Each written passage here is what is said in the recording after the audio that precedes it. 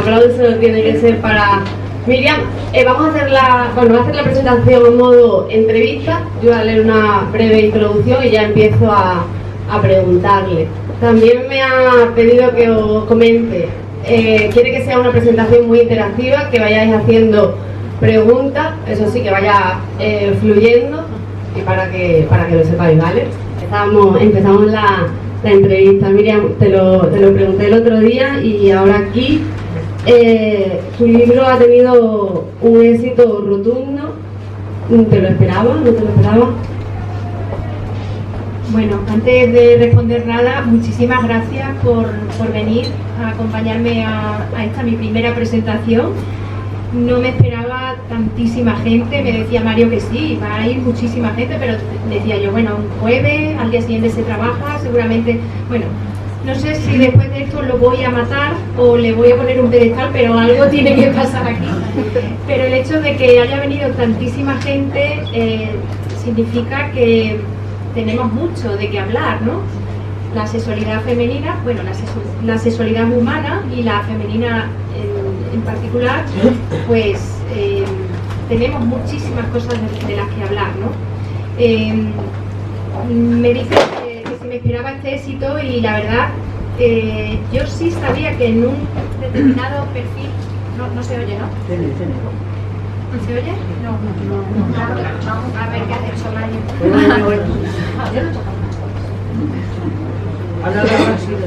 Hola.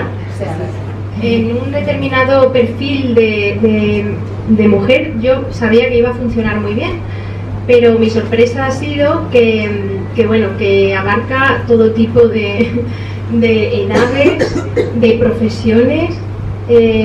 Yo pensaba incluso que gente de la rama sanitaria pues no era un tema que le atrajera, pero me ha sorprendido que incluso compañeras mías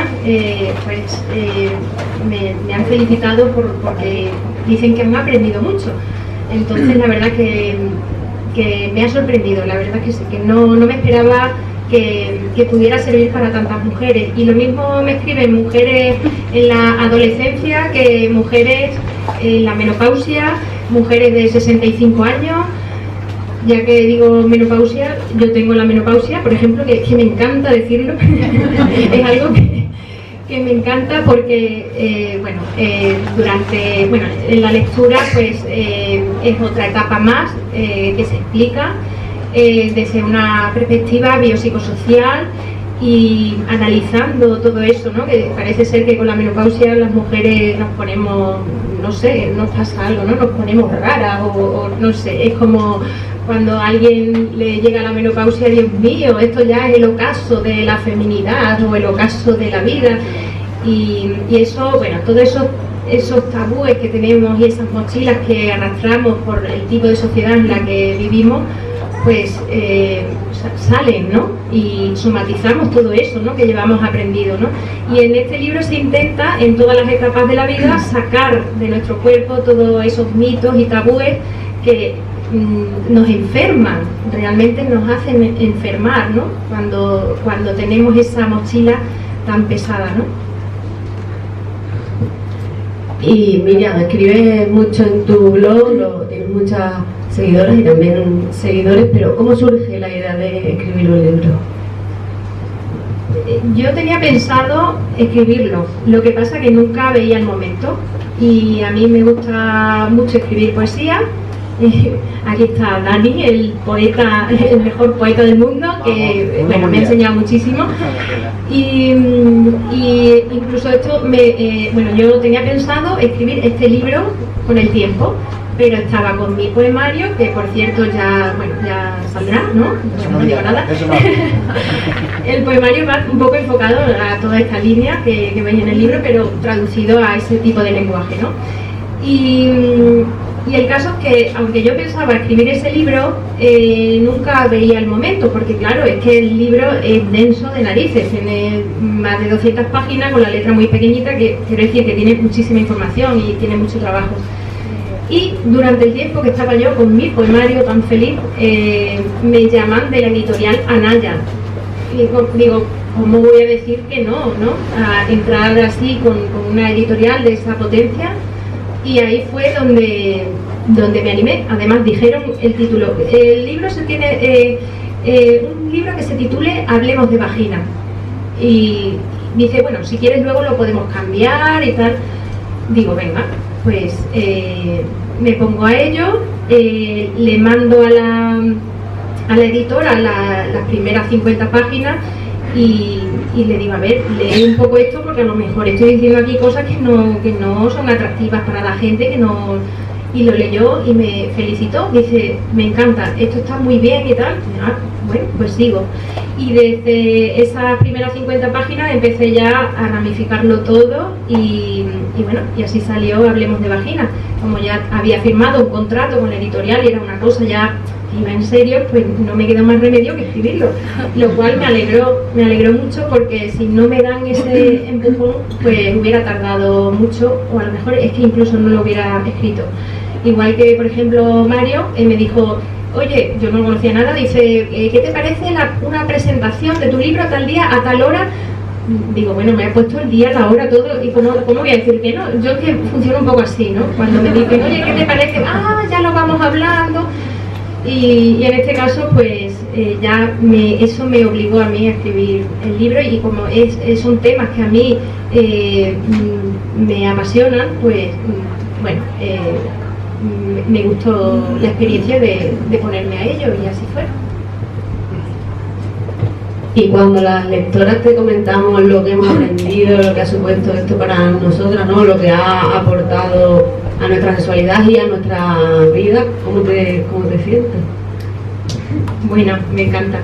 Eso es de las cosas más bonitas, ¿no? Que te pueden decir, ¿no? Que algo que tú has trabajado, que has escrito con tanto cariño y tal, que le sirva a la gente. Por supuesto que bueno, yo estoy encantada, y lo que más me gusta es cuando me dicen, hemos leído el libro todas las de la casa, todas las mujeres de la casa, mi madre, mi tía, la prima, todo el mundo, y ahí entran todas las generaciones. Digo, bueno, es que son temas que abarcan todas las edades, ¿no? Porque realmente se trata de la sexualidad femenina en todas las etapas de la vida. La pregunta más grande y abierta, y las otras ya son un poco más cerradas. Para quienes todavía no lo hayan leído, ¿nos puedes hacer un resumen de lo que es Hablemos de vagina, Olivia? Lo voy a intentar. Es muy difícil resumir porque tiene tantas aristas que es muy difícil resumir. Voy a intentarlo, a ver qué sale. Bueno, como va de salud sexual femenina, aunque también toca la educación sexual, porque evidentemente la salud no se puede entender como separado de la salud sexual, igual que la educación no se puede entender separado de la educación sexual. La sexualidad, según la OMS, es un aspecto central en el ser humano desde que nace hasta que muere. La sexualidad humana es algo inherente a todos los seres humanos, da igual si eres un niño o si eres un anciano, da igual si tienes una discapacidad, da igual que sea física, psíquica, da igual el grado, hay tantas sexualidades como personas, ¿no? Y entonces esto es algo que es un concepto muy amplio, ¿no? Porque no tiene nada que ver la sexualidad de un niño con la sexualidad de, por ejemplo, un anciano, ¿no? Entonces, claro, para explicar todo eso empieza así por una parte más general, donde se abordan, digamos, una crítica, porque como hablamos de salud sexual, hay una parte más filosófica, digamos, ¿no? Haciendo un poco de filosofía de la ciencia. Vivimos en una sociedad donde la ciencia ha adquirido como el máximo valor, ¿no? Y estamos con el cientificismo. Bueno, son términos que luego se explican en el libro con un lenguaje sencillo para que lo entienda cualquier persona, ¿no? Y bueno, la medicina moderna pues nos ha traído muchas cosas buenas, pero también otras que no son tan buenas, y se explican en el libro, en esa primera parte, ¿no? Eso afecta en la forma como concebimos incluso nuestra propia salud. Estamos ante eso que se llama la medicalización de la vida, que es medicalizar todos los aspectos normales de la vida. Las mujeres en eso pues estamos un poquito más castigadas, porque bueno, las mujeres toman 3 veces más psicofármacos que los hombres, por ejemplo, y es porque hay una tendencia a considerar todas las dolencias femeninas como algo psicosomático de entrada. Es más fácil que una mujer con anemia, hipotiroidismo, que va al médico y dice, ay, es que estoy muy cansada, empieza a contar un poco, eso que estás deprimida, eso que estás... Siempre tendemos a considerar las cosas que nos pasan como algo de segunda, ¿no? O, por ejemplo, el dolor con la regla, mujeres que tienen endometriosis con una calidad de vida pésima, que tengan que aguantar que desde que comienzan sus síntomas hasta ser diagnosticadas pasa casi en la mitad de ellas una media de 8 años en ser diagnosticadas solo porque no se les escucha en las consultas. Pues claro, estas cosas se tratan en esta primera parte del libro, ¿no? Luego en la siguiente, bueno, mucho más amplio que lo que estoy contando, intento resumir lo que puedo. Tú sabes que se habla tiene mucho más miga, ¿no? Los temas que voy contando, ¿no? Pero se trata de hacer un pequeño resumen. Luego en la siguiente parte se habla del cuerpo-mente, la conexión cuerpo-mente, cómo funciona nuestro cerebro, luego hay una parte sobre los vínculos, porque según la forma como hemos sido gestados, cómo ha sido nuestros primeros años de vida, cómo ha sido nuestras primeras experiencias, todo eso influirá en nuestra salud física y mental en un futuro, y por tanto también en la salud sexual, ¿no? Porque la forma como entendemos las relaciones están muy relacionadas con el tipo de crianza que tenemos. Hay una parte de epigenética y neurociencia que da así las palabrejas pero se explica exactamente cómo van moldeándose nuestro cerebro, nuestros genes según el ambiente que nos rodea desde el mismo instante que estamos en el útero materno, ¿no? Es una de las cosas que a mí más me impresiona, cómo todo ese ambiente va modificando nuestros genes y nuestras vías neuronales y cómo nos predispone a ser de una forma o de otra, ¿no? Incluso en nuestra etapa adulta, ¿no? Esta parte, digamos un poquito más para las mujeres que hemos sido madres, pues muchas, sí que os aviso que algunas cuando lo leen pues se sienten como culpables, pero no se trata de que nos sintamos así, sino, bueno, yo he hecho las cosas como he podido, y no hay que... Yo soy la primera que cuando empiezo a descubrir todo ese mundo de la programación fetal, epigenética, neurociencia, me di cuenta de lo mal que lo estaba haciendo todo, y no quería yo que le pasara esto a más mujeres. De hecho, he dado muchísimos talleres y conferencias sobre estos temas para que esa información le llegue a mujeres durante la maternidad, ¿no? Y luego, bueno, en las sucesivas partes se trata más el tema sexual más a fondo. Se habla del orgasmo femenino, ese misterioso orgasmo femenino que ni los propios científicos se ponen de acuerdo de dónde viene. Fenómenos como el squirting, la eyaculación femenina, se explica mucho. Hay una parte muy importante sobre autocuidado, autoexploración,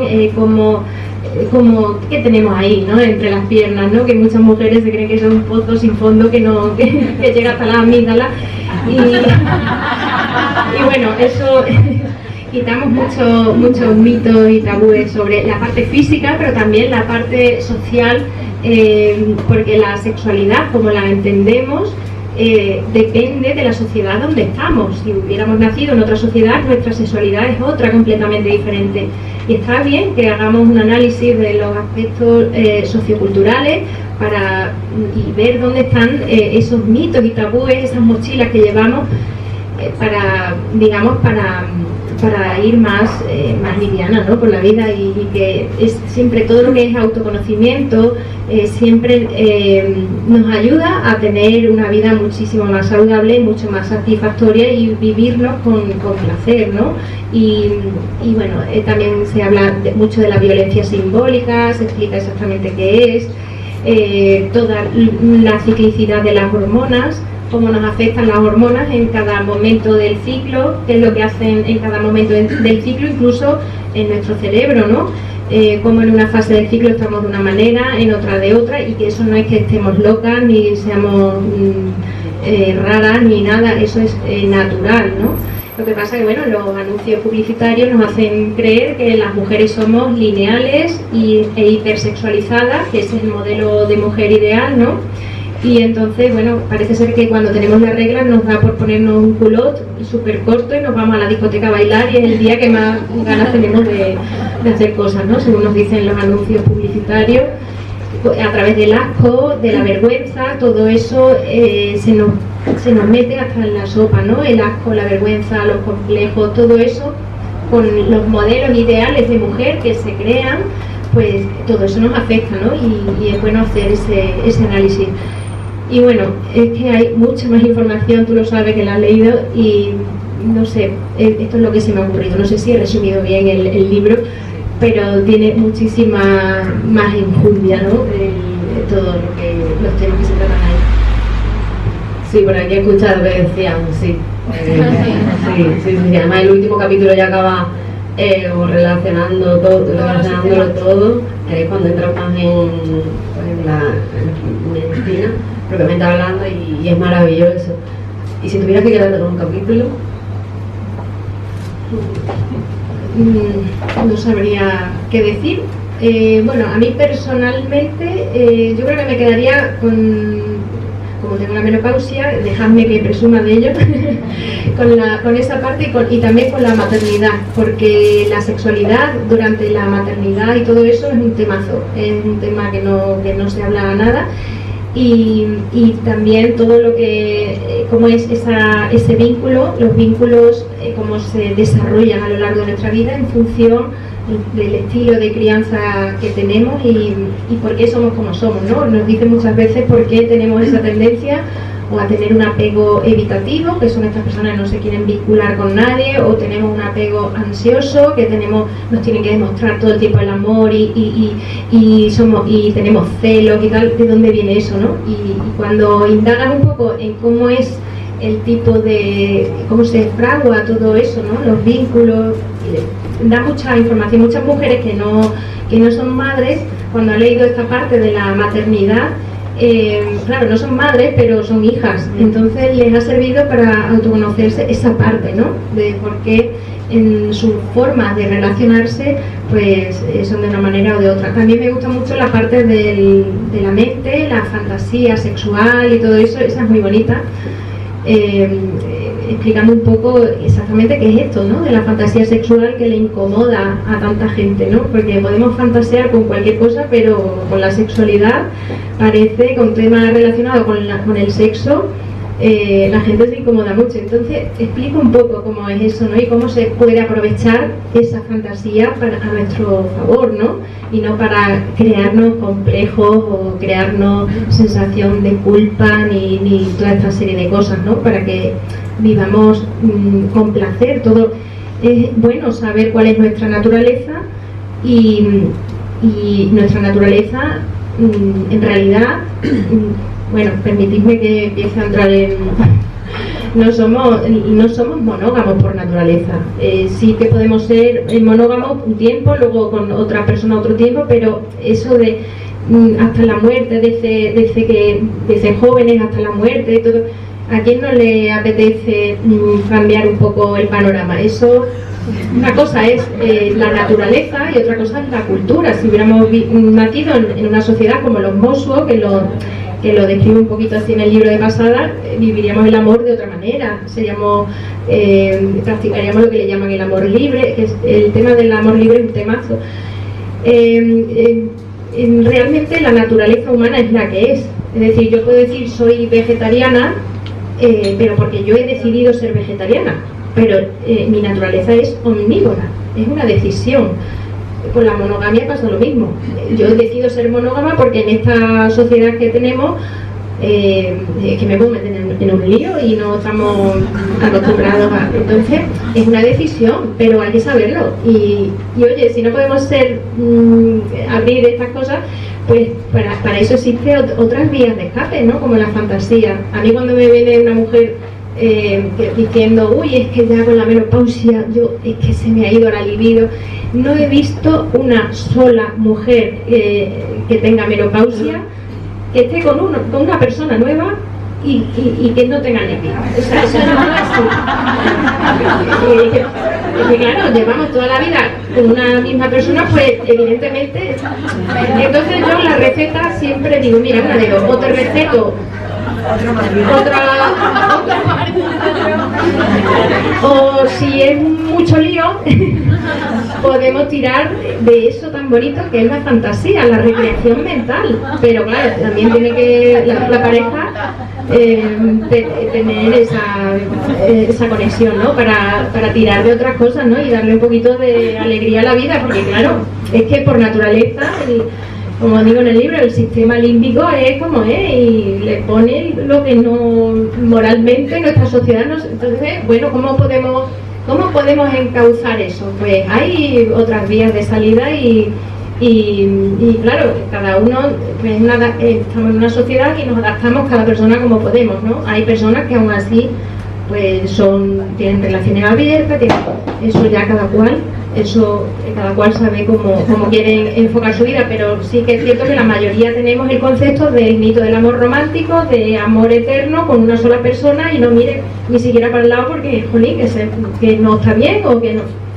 Vamos a ver, vamos a saber cuál es nuestra naturaleza, que luego ya decimos, venga, naturaleza, tú eres así, pero vamos a recrearnos en algo, porque esto si no es una monotonía tremenda, ¿no?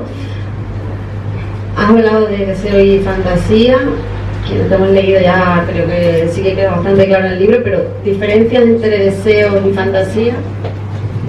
A ver, la gente se agobia porque no es lo mismo el deseo que la fantasía. La diferencia fundamental es que cuando tú tienes un deseo es algo que tú, si tienes la posibilidad, lo haces, ¿vale? Cualquier persona que piense en estar en una playa paradisíaca con su pareja y tal, oye, si tienes el billete de avión y eso, lo vas a hacer, ¿no? Eso es un deseo.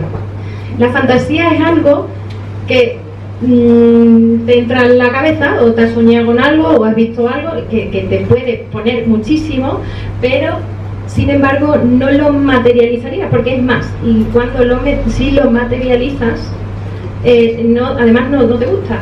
Por eso esa dicotomía, ¿no? De decir, pero vamos a ver, ¿cómo me he podido soñar esto? Pero si a mí no me gusta, pero si esa persona a mí no me gusta, pero ¿cómo? En fin, esa es se vive con contradicción porque no sabemos diferenciar a veces qué es deseo y qué es fantasía. Que yo tenga una fantasía sexual no significa que yo quiera hacer eso, pero sí podemos aprovecharla para llevarla a un terreno seguro y hacer lo que sea, ¿no? Lo que, pues para eso está toda la imaginación, los juegos de rol y todo lo que queráis, ¿no?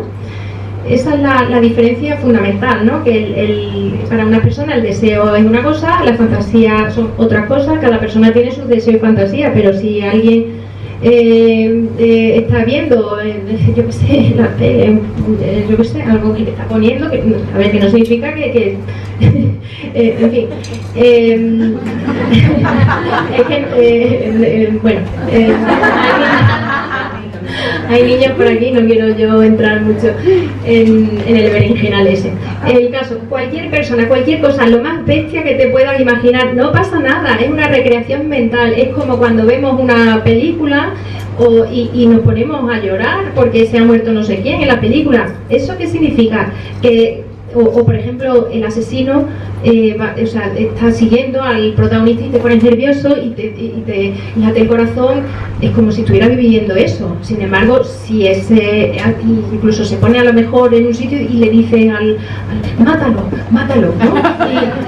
y estás viviéndolo como si estuvieras dentro de la película. Eso es sistema límbico del cerebro que tenemos más abajo, ¿no? No es la corteza cerebral. La corteza cerebral sabe perfectamente lo que está pasando, pero el sistema límbico toma el control y tú lo vives como si estuvieras dentro porque tienes taquicardia, y sin embargo eso no existe, es una recreación de la mente y es un permiso que nos damos para disfrutar de una buena película. Pero si aparece ese asesino en el cine, le vas a pedir un autógrafo y sabes perfectamente dónde está. La locura no es otra cosa que no saber diferenciar los niveles de realidad. Bueno, pues esto lo llevamos al tema sexual y ya la gente se incomoda, pero es que esto ¿cómo puedo pensar esto? Como, qué vergüenza, ¿no? Pero si es que yo no soy así, pero Pues es lo mismo, es una recreación de la mente, la fantasía es recreación y hay que disfrutarla y se puede incluso disfrutar con tu pareja y te imaginas que estás en fin, no voy a imaginar lo que queráis. Cada una que te rienda suelta a la imaginación. Una pregunta un poco más seria. Dice en el libro que la autoridad científica ha estado casi siempre ligada a los hombres, ¿no? De forma histórica. ¿Puede tener esto algo que ver con que la salud sexual de la mujer esté todavía poco investigada y explorada? Por ejemplo, endometriosis, temas del orgasmo, de la mujer, clítoris, etc. Sí, evidentemente sí, la medicina es completamente androcéntrica, la forma como la estudiamos está basada en un modelo masculino siempre, ¿no? De ahí que, por ejemplo, mujeres que tienen un infarto, solo por el hecho de ser mujer va a tener un retraso en el diagnóstico, porque los síntomas que suelen desarrollar las mujeres son diferentes. No es esta irradiación del dolor al brazo izquierdo, ¿no? Tiene otros síntomas normalmente, con dolor aquí en la zona alta por el tórax. Son síntomas diferentes, pero ¿qué estudiamos? El modelo masculino y por tanto simplemente si tienes un infarto y eres mujer te van a tardar más en diagnosticar que si eres un hombre. Por poner más ejemplo, el clítoris, que es una estructura que su única y exclusiva función es el placer, lo ha descubierto recientemente una científica, la estructura que va por dentro, ¿no? Y así con muchas cosas. Tú ves, por ejemplo, el sistema nervioso simpático y parasimpático, ¿no? El simpático es cuando vas corriendo, hay mucho gasto de energía. El parasimpático cuando estamos calmados, ¿no? Y ves todos los órganos como cualquier dibujo. No sé si por ahí hay algún libro, si os lo enseñaría. Bueno, el caso es que abajo del todo,